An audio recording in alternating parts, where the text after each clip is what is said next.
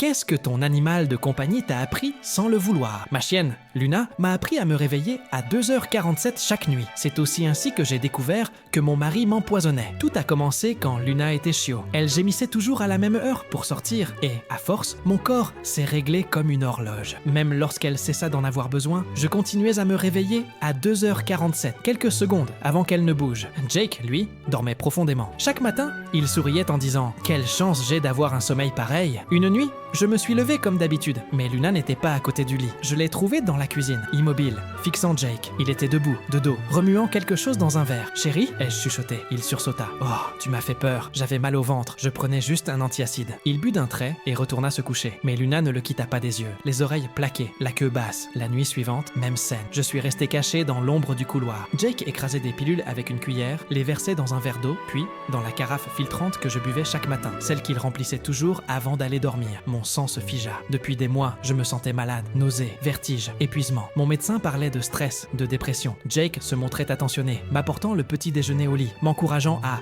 boire beaucoup d'eau. Le lendemain, j'ai fait semblant de boire. Quand il eut le dos tourné, j'ai vidé la carafe dans l'évier. L'après-midi, je me suis senti mieux que depuis des semaines. Cette nuit-là, j'ai caché mon téléphone sur le plan de travail, en mode enregistrement. À 2h47, Luna et moi sommes descendus sans bruit. Même scène, Jake broyant des pilules, versant la poudre dans la carafe. J'ai pu lire le flacon, Ambien, mais somnifère sur ordonnance, que j'avais cessé de prendre depuis des mois. Le flacon, pourtant, était presque plein. Il avait dû se procurer des recharges. Puis il ajouta un liquide transparent provenant d'un petit flacon sans étiquette. Je filmais, tremblante. Luna, collée à ma jambe, grondait presque. Jake rinça tout soigneusement avant de remonter se coucher. Dès qu'il fut parti, j'ai récupéré le flacon et l'ai caché dans ma voiture. Le lendemain, j'ai appelé ma médecin. J'ai besoin d'une prise de sang complète. Les résultats furent immédiats. Zolpidem et éthylène glycol, somnifère et antigel. C'est une tentative de meurtre, souffla-t-elle. La police confirma. Jake m'empoisonnait lentement depuis des mois. L'éthylène glycol provoque des symptômes diffus, exactement ceux que j'avais. Il augmentait la dose petit à petit pour que ma dégradation paraisse naturelle. Les enquêteurs trouvèrent d'autres flacons cachés dans sa boîte à outils, ainsi que des recherches sur son téléphone. Empoisonnement à l'éthylène glycol, poison indétectable, assurance vie délai de carence. 6 mois plus tôt, il m'avait convaincu d'augmenter notre police d'assurance. Il planifiait ma mort depuis plus d'1 an. Quand la police l'arrêta, je caressais Luna, la seule à avoir senti le danger avant moi. Elle m'avait sauvé, simplement en refusant de dormir.